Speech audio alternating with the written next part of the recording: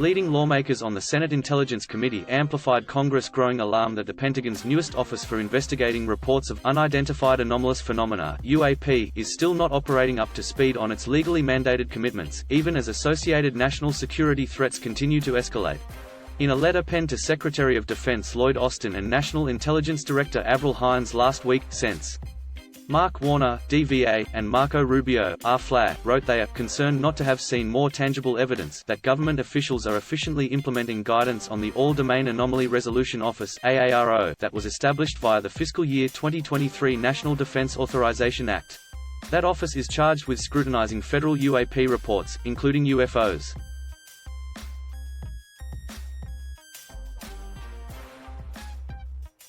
The letter, shared with Defense Scoop on Monday, comes less than 2 weeks after AARO's inaugural director Sean Kirkpatrick testified at a Senate subcommittee hearing about the office's activities in its first 9 months of existence.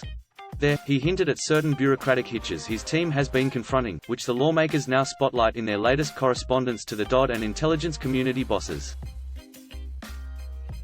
To date, we are cautiously optimistic about the limited progress being made by AARO, and we support the considerable efforts of the AARO Director, Dr. Sean Kirkpatrick, to meet congressional intent, Warner and Rubio, who lead the Intel Committee, wrote, after calling out examples of slow implementation of some NDAA requirements so far.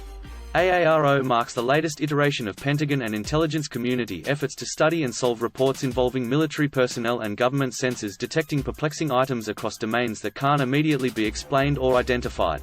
It has evolved from the now-defunct UAP Task Force and earlier, more secretive Advanced Aerospace Threat Identification Program, or AATIP, among other government UFO analyzing teams that predated it. But since the new office was established, DOD has scrambled on separate occasions to shoot down several mysterious objects in North American airspace that it still hasn't explained publicly. I just came back from sitting down with top military officials at U.S. Northern Command a couple of weeks ago, talking through exactly what we need to do to help them get their arms around this, Kirkpatrick told lawmakers at the hearing in late April. During his testimony, he pointed to a number of new resources his AARO team is also generating to advance its UAP investigations based on Congress inclusions in the 2023 NDAA. However, in response to a few senators' follow-up questions, Kirkpatrick also hinted at potential administrative elements delaying the public release or closed delivery of what's being developed. Warner and Rubio pointedly asked and Haines about the status of some of those initiatives in their letter.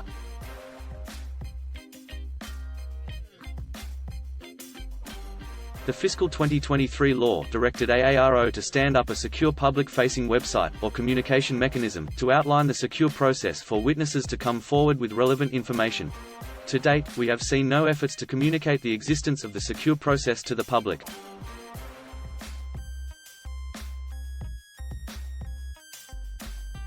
We request that you provide us an update on the plan to publicize the secure process for witnesses to come forward, the senators wrote. Kirkpatrick had confirmed at the hearing that his team submitted the first version of that before Christmas, and was still waiting on feedback from superiors at the time.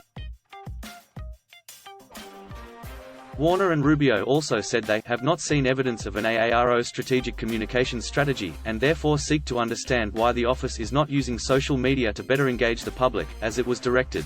AARO established a Twitter presence in July 2022, but has yet to post anything further, despite attracting over 31,000 followers. This highlights the lack of communication and transparency with the public, they wrote.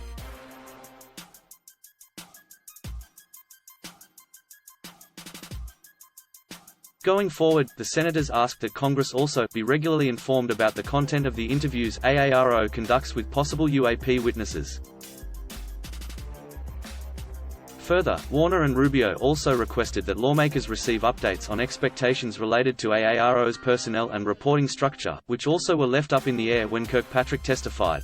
The FY23 NDAA requires the Director of AARO to report directly to the Principal Deputy Director National Intelligence (PDDNI) and the Deputy Secretary of Defense. Despite assurances that there is a proposed plan to implement this change in reporting in circulation, we have yet to see any final guidance issued. We request that you provide us an update on the proposed plan including the timeline for issuance of the final guidance, they wrote. The DNI office also has not met the law's mandate to appoint a deputy director of AARO to serve from the intelligence community, according to the senators, who want answers on that. A Pentagon spokesperson on Monday confirmed the Defense Department's receipt of this inquiry.